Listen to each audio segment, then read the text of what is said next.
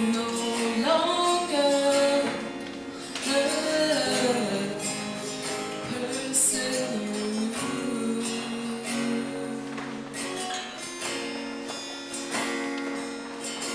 And I feel like he's changing.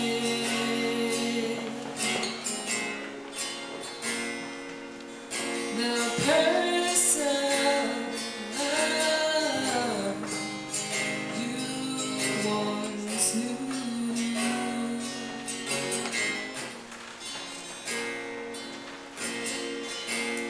I can feel change come upon me, like the sun rising, shedding its layers of light upon the earth. I can feel the beat of my heart growing stronger with each person I have loved and with each person I have lost. I can feel my spirit calm through the storms, resting on his everlasting, unconditional love. I can hear wisdom songs sweetly sung. My body, my mind, my heart, my soul, no longer do I insist to control. And with each stage, each phase, each change, I am drawn closer and closer to the Creator. And I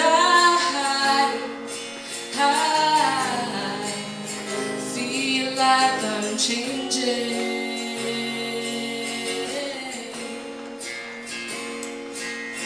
No longer the person you knew. You can sing it with me if you feel like you're changing. And I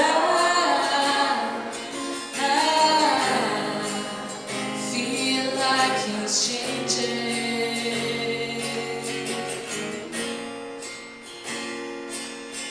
The person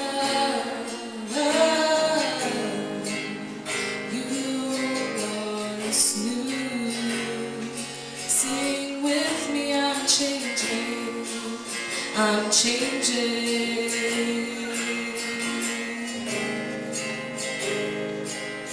I'm changing.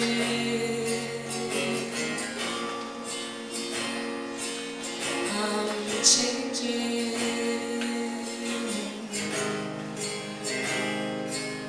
I'm changing.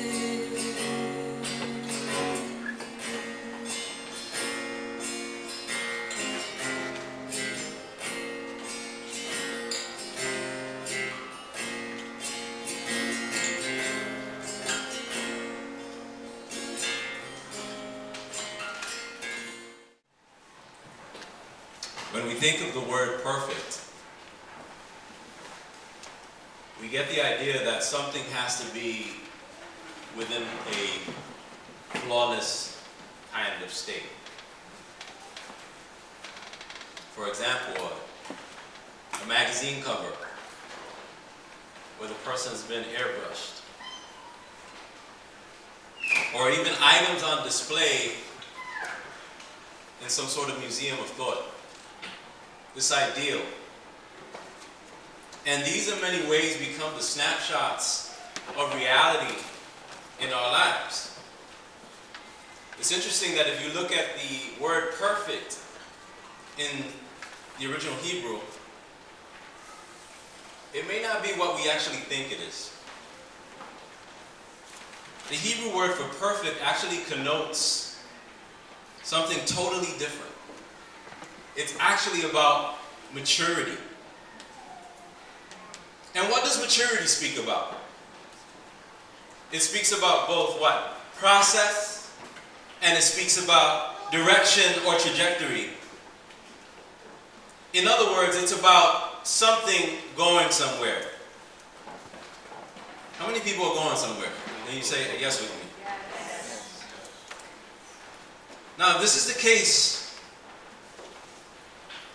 when we see that God created the heavens, the earth, the universe, the stars, the animals, the planets, God said it was good.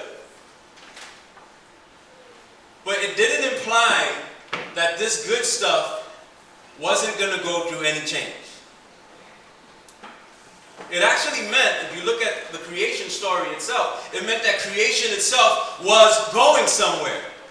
God didn't create things and allow it to just sit in some sort of bubble and it was like sealed and it was going to stay fixed and untouched. So God was not just some architect saying that it has to be like this, but God is also what? An artist cultivating potential and possibility. Because how many know that God is both architect and artist? So creation is actually reflected on this. Think about this, guys. God created seed-bearing plants. And what does a seed mean? What does a seed symbolize? Susan just demonstrated it for you right now a few minutes ago. It demonstrates what? Potential and also possibility. That God is a cultivator. So when God is looking at creation, He isn't simply saying, wow, this is really nice, man. Let's just take a picture and allow it to be what it is. He's actually saying, wow, there's beautiful and infinite possibility. This can go somewhere. Now, if I were to ask you guys today, how have you grown in your faith within the last year or so? What would your response be? Or what tends to be the typical Christian response? Well, I might hear some people say I'm praying more, or I'm reading scriptures, or I might be fasting a little bit more. And I think that these are all necessary practices because they allow us to be open to what God is doing. Yes. Amen. But I also realize that spiritual growth isn't just about spiritual practices.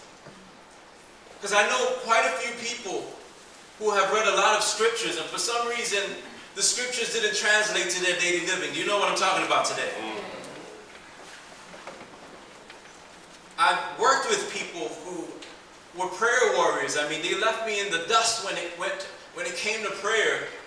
And somehow, the moment that knee wasn't bended anymore and they went out into the real world, somehow their prayers didn't really translate into their day-to-day interactions.